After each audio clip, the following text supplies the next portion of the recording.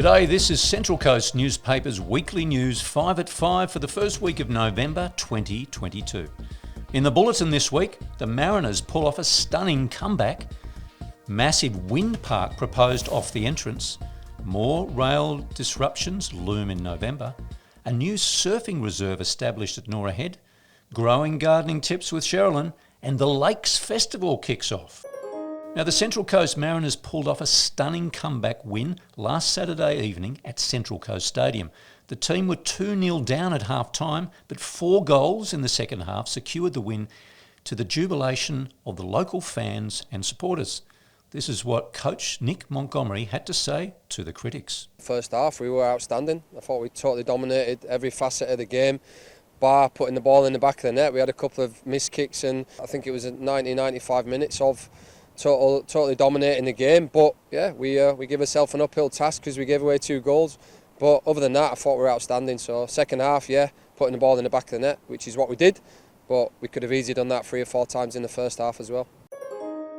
Now, a massive offshore wind park is being seriously proposed off the entrance by the Hunter Coast Offshore Wind Farm project. The proposal has a good deal of licensing work to be done before an eventual go-ahead, though the proponents are confident this would help supply cheap power to the region when paired with batteries and other storage already being built in the area.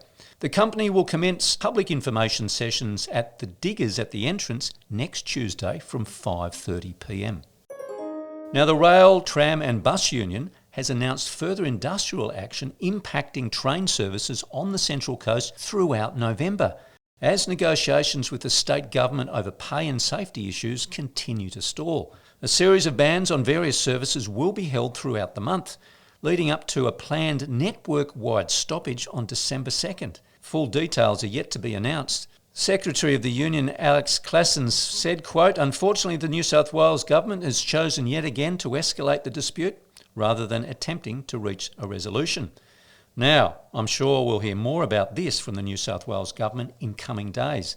Meanwhile, local travellers continue to be inconvenienced. Now, the Norah Head coastline between Hargraves Beach in the north and Pelican Point in the south is the first stretch of seashore on the Central Coast to attain a so-called National Surfing Reserve status. The Norah Head National Surfing Reserve Committee has been working with the community and essential stakeholders for about 2 years to achieve this surfing reserve honour. Committee chairperson Demi McGuigan said, quote, "Our coastline is considered sacred by locals and our beaches have been surfed on since the 1950s. Now, our gardening guru, Cheralyn, picks a few great gardening events coming up. This is what's on for plant lovers across the Central Coast. As part of the Lakes Festival, the Community Garden Swamp at Central Coast Wetlands is holding a creative nature children's corner. This is a special space for children and their parental carer to explore the arts, story and food in a beautiful community garden setting. Sessions are available Monday the 7th to Friday the 11th, but online bookings are a must. The Australian Plant Society of Central Coast presents Lisa Riley of Carryong Eco Garden. That's on the 11th of November at 7:30 p.m, Phillip House, Carryong. Lisa will be sharing ecological principles and practicalities to enhance our knowledge of preserving and caring for our planet so that our beautiful native plants will be conserved. Details at ozplants.com.au. Now, all of this week's 44 local stories written by our local journalists can be found on our news website, coastcommunitynews.com.au, and of course in this weekend's print edition of the Coast Community News. Find us via your mobile phone's Google News and Apple News apps, where fresh local stories are published every single day.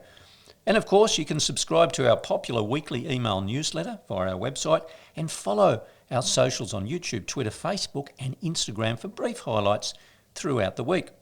Audiophiles can listen in to our bulletin on Radio 50 Plus 93.3 FM throughout the weekend. Now, we leave you this week with the great news that the Lakes Festival has kicked off and runs all the way to November 13. There's a multitude of events and happenings in and around the region. They're cost-free and ticketed events on store. So why not head over to their website, pick a few fun things to do with the family and friends and have a good time. I'm David Abrahams. Have a great festival weekend and thanks for tuning in.